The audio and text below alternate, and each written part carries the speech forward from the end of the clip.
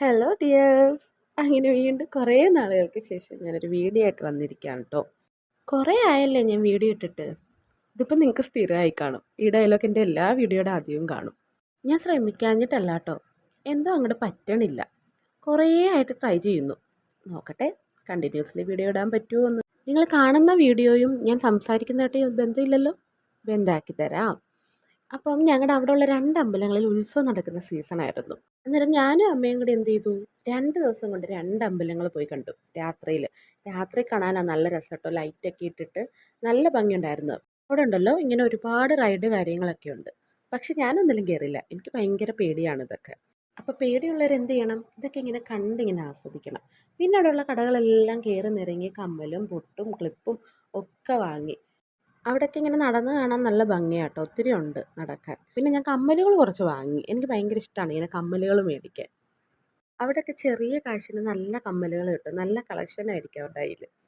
ഞാനിപ്പോൾ തൽക്കാലത്തേക്ക് ഇത്രേ വാങ്ങിയുള്ളൂ. സമയമില്ലായിരുന്നേ. ഞാൻ നിങ്ങളോട് തുടക്കത്തിലേ പറഞ്ഞില്ല, ഇതൊരു തട്ടിക്കൂട്ട് വീഡിയോ ആണ്. അതായത് 2 ദിവസമായിട്ട് ഞാൻ എടുത്ത കുറച്ച് ക്ലിപ്പെല്ലാം കൂടി ഞാനൊരു വീഡിയോ ആക്കിയേക്കാം കേട്ടോ. ഇത് വെളുപ്പിനത്തെ വീഡിയോ ആണ്. ഞങ്ങളുടെ വീടിൻ്റെ അടുത്തൊരു അമ്പലമുണ്ട്. അപ്പം അവിടെ നിന്നുള്ളൊരു സൗണ്ട് ഞാനിപ്പോൾ കേൾപ്പിച്ചു തരാവേ. പ്രാർത്ഥയേഹം തദർത്ഥം.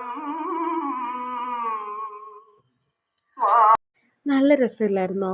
ഞാൻ സാധാരണ വെളുപ്പാങ്കാലം ഒന്നും അങ്ങനെ കാണാറില്ല. അപ്പോൾ പെട്ടെന്ന് ഇത് കേട്ടപ്പോൾ എനിക്കെന്തോ വീഡിയോ എടുക്കണമെന്ന് തോന്നി. ഞാനും അനിയനും കൂടെ ബീഫ് വാങ്ങാൻ പോവാം കേട്ടോ. നിങ്ങളിതിന് മുന്നുള്ള എൻ്റെ ബീഫിൻ്റെ വീഡിയോ കണ്ടില്ലേ? ആ ബീഫ് വാങ്ങാൻ പോവാണ്. ഞങ്ങൾ സാധാരണ വെളുപ്പിനെ കേട്ടോ മേടിക്കാൻ പോവാറ്. തണുപ്പൊക്കെ കൊണ്ടിങ്ങനെ പോയി മേടിക്കണം. വെറുതെ കേട്ടോ.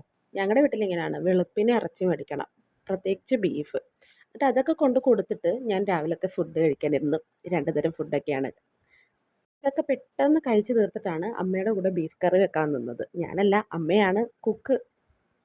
ഇത് ടെസ്റ്റ് പ്ലേറ്റ് ആട്ടോ. ഈ ചീനിയിൽ ആ ബീഫ് ഞങ്ങൾ ടെസ്റ്റ് ചെയ്യുന്നതാണ് എങ്ങനെ ഉണ്ടെന്ന്. ഇതാണ് ആ 2ാമത്തെ ദിവസത്തെ വൈകുന്നേരം കാഴ്ച. ഞങ്ങൾ 2ാമത്തെ അമ്പലത്തിൽ പോകാൻ വേണ്ടിയിട്ട് റെഡിയാവുന്ന കാഴ്ചയാണിത്. ആ കമ്മൽ നിങ്ങൾക്ക് മനസ്സിലായി കാണുമല്ലോ അല്ലേ? ആദ്യത്തെ അമ്പലത്തിൽ നിന്ന് വാങ്ങിയത്. എന്താണോ നിൽക്കുക